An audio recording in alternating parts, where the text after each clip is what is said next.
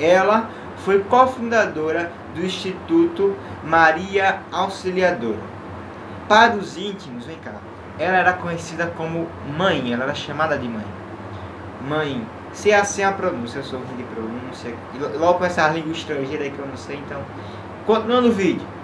Sempre com humildade no coração e um desejo ardente de zelar e cuidar das almas, ela dedicou a sua vida inteira a tratar, a cuidar das meninas da sua região, a educar essas meninas, abrindo assim uma oficina de costura, um oratório festivo e uma casa para órfãos.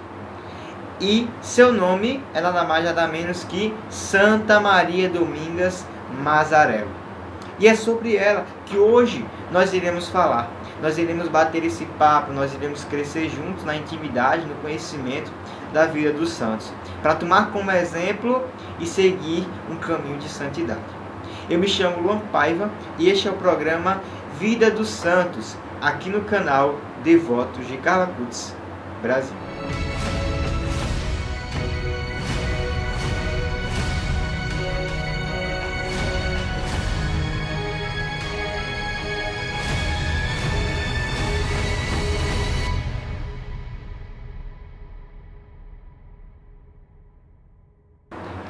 Maria Domingas Mazarello nasceu ali no norte da Itália, por ali, em Mornese.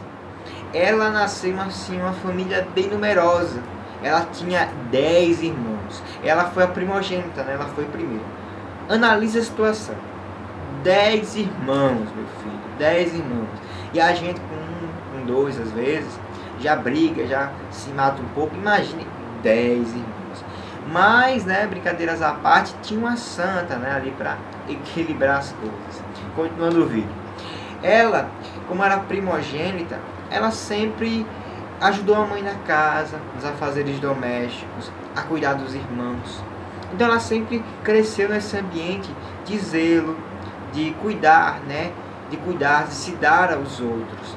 E isso foi muito providente de Deus, essa sua formação dentro de casa, cuidar dos outros, cuidar dos irmãos, porque muito providência de Deus, que mais tarde a gente vai ver que ela tomou conta de uma família religiosa, né? Ela foi uma superiora, daqui a pouco a gente vai ver, calma aí que a gente chega lá. E assim, ela, na sua adolescência, ela passou a ajudar o pai, né? Lá nos vinhadeiros, né? Nos campos, ajudar com esse trabalho. Embora ela teve essa adolescência muito, vamos dizer assim, ocupada, né, um grande peso nas suas costas de estar ali ajudando dentro de casa, de fazer, ela não tinha muito tempo. Então acabou que ela não teve uma educação escolar. Só que isso não impedia ela, né? Ela tinha um grande espírito de liderança, um grande caráter de lidar com as pessoas, de se dar aos outros, como eu falei. E ela tinha um grande conhecimento sobre a catequese. Então, essa busca, né, que ela tinha por adquirir a suavidade do trato com os outros, de cuidado com os outros, caracterizou ela como uma superiora, né? Quando ela tinha 15 anos, ela ingressou na Associação das Filhas de Maria Imaculada, que foi fundada ali, né, por um padre local. A associação, ela era dedicada à caridade e ao cuidado com as crianças. Ela, as moças, né, que residiam ali, que conviviam, eram cerca de 15 moças e assim não tinham um regulamento específico. Então elas se juntavam uma vez na casa de uma vez na casa de outra, e ali elas batiam papo, faziam leituras espirituais, né, planejavam, bolaram ali planos de ação para caridade, e aí vai. Então elas não tinham nenhum, assim, vamos dizer assim, nenhum caráter de querer algo a mais, né, de assumir assim uma vida religiosa muito forte. Então elas ficavam dentro dessa dinâmica. Só depois de algum tempo que a gente vai perceber que se tornou ali, né, um instituto. Dentro desse mesmo período, dessa mesma época, existia um grande santo, né, Dom Bosco, que lá em Turim ele estava começando a fundar com alguns padres a rede, né, que a gente conhece hoje como os salesianos, né, para acolher os jovens, a cuidar dos jovens. E foi justamente essa associação que depois deu início ao Instituto de Maria auxiliadora, como também a gente vai ver daqui a pouco.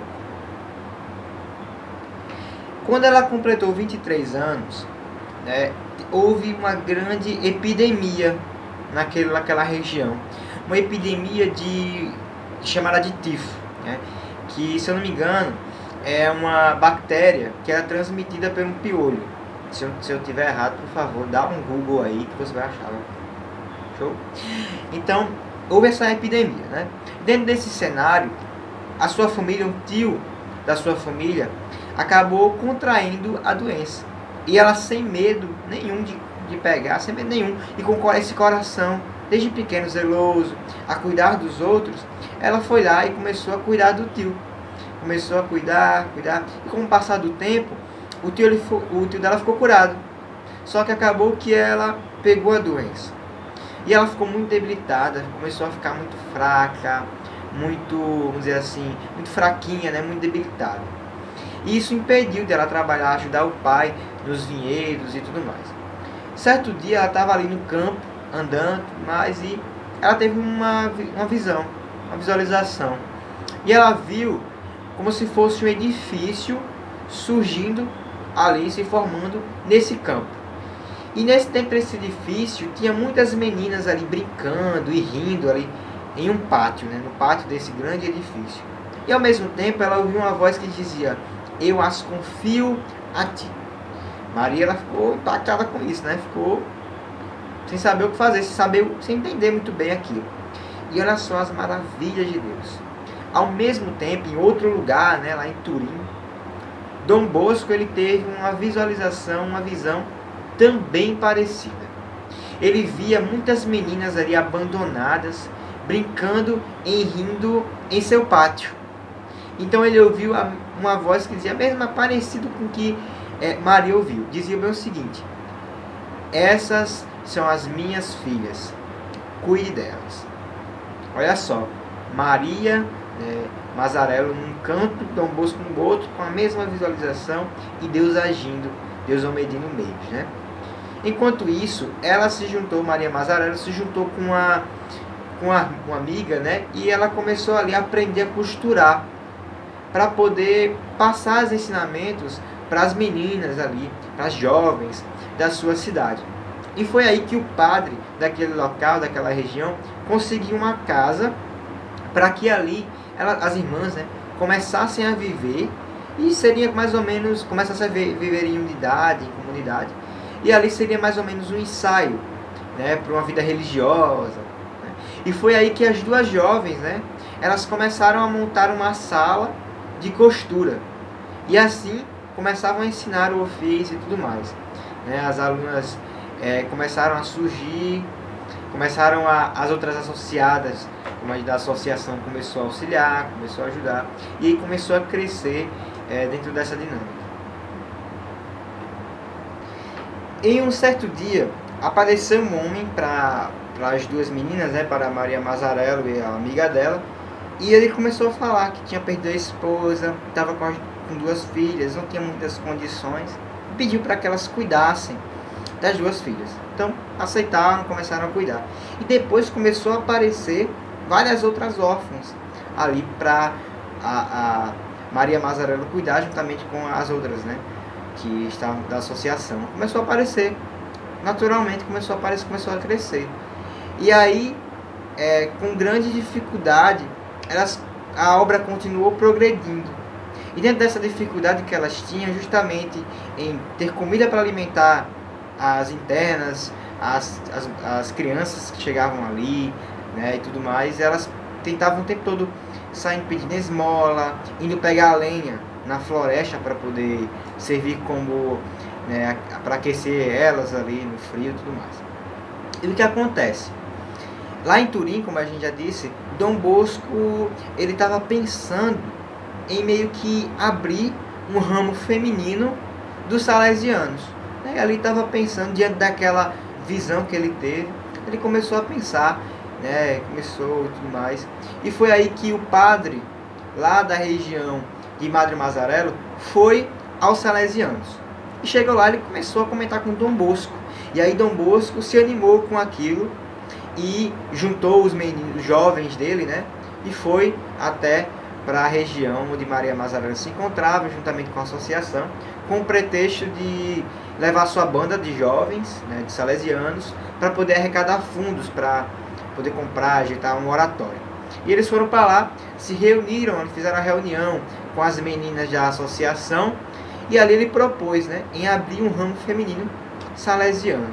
E foi aí que elas se alegravam, ficaram muito entusiasmadas, né, as 15 jovens, que até então eram lideradas por Maria Mazarello, ficaram muito entusiasmadas. Então elas fizeram, no dia 31 de julho de 1872, a sua profissão religiosa, né, entregando nas mãos do bispo. Então foi crescendo e foi assim que surgiu o Instituto das Filhas de Maria Auxiliadora. E Dom Bosco deixou Maria Mazarello, pediu para que ela ficasse ali como superiora, né, até que tivesse uma eleição entre as novas religiosas e tudo mais. Dom Bosco terminou que fosse destinado o colégio que a população de Monese estava tratando, né, lembra daquele que eu falei no início do vídeo, estava construindo para um novo oratório. Então Maria Mazarello viu aquilo e aceitou a proposta de Dom Bosco mais uma vez e foi construindo esse oratório. Então o Instituto, né, das Filhas de Maria Auxiliadora começou a progredir, começou a crescer e surgiram justamente com esse objetivo de somar com a rede salesiana, né, com o intuito de ensinar, de educar, de ajudar aos jovens no caminho da salvação e também no seu crescimento pessoal. Então essa obra ela começou a se expandir. Ela não ficou só ali na Itália, não. Começou a surgir missões na América Latina, começou a abrir outra casa em São Martinho, né, por ordem de Dom Bosco. Então começou a se expandir esse instituto. E com essa expansão, né, a Madre Mazarello, né, que ela foi colocada como Madre Geral, ela se preocupava muito com o crescimento intelectual e também espiritual de cada uma das meninas. E ali ela começou a selecionar as que tinham, por exemplo, que sabiam ler um pouquinho, que sabiam escrever um pouquinho, começou a juntar elas e para fazer cursos, para poder se capacitar um pouco, para poder ensinar, passar os ensinamentos para as alunas. E ali dentro dos 7 anos, como supervisora geral, ela ficou muito conhecida, ficou muito amada pelas as irmãs, justamente por seu caráter humilde, por ser humilde, mesmo analfabeta. Ela era humilde, ela ajudava, ela era conhecida realmente como uma mãe, né, como uma alma de um anjo, vamos dizer assim, entre o pessoal de lá. Então, acabou que um dia as irmãs elas foram para uma missão na América do Sul e a madre ela acompanhou elas até o porto de Gênova, se eu não me engano. E ali ela se despediu das meninas, né, e pegou um navio para poder ir para a França, para poder visitar as irmãs da França. E em meio àquela viagem, ela viu pela última vez Dom Bosco, né? Dom Bosco. Então, Madre Mazarello começou a se sentir mal, enfraquecida. E nesse encontro com Dom Bosco perguntava se ela iria morrer. E aí a resposta foi afirmativa. Ela somente sorriu e se entregou nas mãos de Deus. Depois de tudo isso, depois de ser um grande instrumento, ela sorriu como resposta, sorriu como resposta a Dom Bosco e entregou-se nas mãos de Deus. E acontece que ali no período de abril, no ano de 1881, Madre Mazarello começa a perceber que a morte já está chegando, né? Que ela já está ficando debilitada, que se aproxima a sua ida para o céu.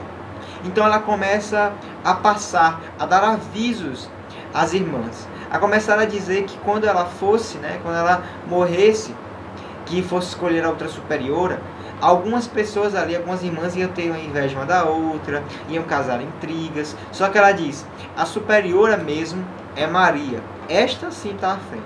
Então, ela começou a dar direcionamentos também às ingressantes, né, as novas mulheres que iam chegando no instituto, para que elas caminhassem, trilhassem um caminho de santidade e tudo mais. E acaba que no dia 14 de maio de 1881, com 44 anos, ela entrega sua alma a Deus de vez, né, e vai para os céus. E acaba falecendo, né, acaba morrendo, deixando para nós esse legado que a gente falou, de humildade, de doar a sua alma aos outros, né, a salvação dos outros. Ela foi beatificada no ano de 1938 pelo Papa Pio XI e canonizada em 24 de junho, no ano de 1951, pelo Papa Pio XII. Seu corpo hoje se encontra incorrupto e pode ser venerado lá na Basílica de Nossa Senhora Auxílio dos Cristãos, lá em Turim. Algo interessante que a gente pode falar sobre ela, nesse período de beatificação e canonização, foi que o Papa Pio XI falou o seguinte: eis aqui uma mulher de simplicidade, extrema simplicidade, uma simplicidade tão pura quanto a dos elementos mais simples, tão simples e sem taxa quanto o ouro puro. Então, ela nos deixa, essa vida de santidade que a gente hoje partilhou, nos deixa esse legado, esse exemplo de uma mulher que entregou a sua vida pelas jovens.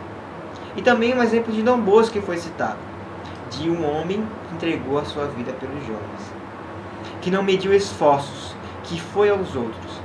Então esse exemplo que a gente tem que ter, esse exemplo de coragem, de ousadia como católico, como cristão, de ir ao outro, de evangelizar, de levar o outro também ao caminho de santidade, de caminhar junto, né? Dentro de um caminho de santidade e crescimento de fé. É esse legado que ela nos deixa, de simplicidade, de coragem e de evangelização. A sua festa é celebrada, né, pela igreja no dia 13 de maio.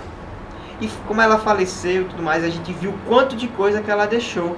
Ela deixou um legado de uma congregação com 250 religiosas e mais de 30 casas na Itália, na França e na América.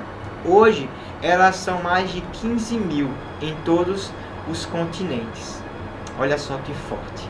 Olha só que máximo, assim, essa história de santidade. E que, assim, que nitro, né, vamos dizer assim, essa energia que passa pra gente, assim, para continuar. Essa força que ela passa. Para a gente continuar em frente e não desistir de evangelizar e de seguir junto, unidos, né, como um elo ao caminho da santidade e ao caminho dos céus. Muito obrigado para você que chegou até aqui no final do vídeo. Se você não é inscrito, se inscreve no canal, deixa os comentários, compartilha esse vídeo e os outros programas aqui do canal para as pessoas que ainda não viram, que ainda não chegaram aqui no canal, tá bom?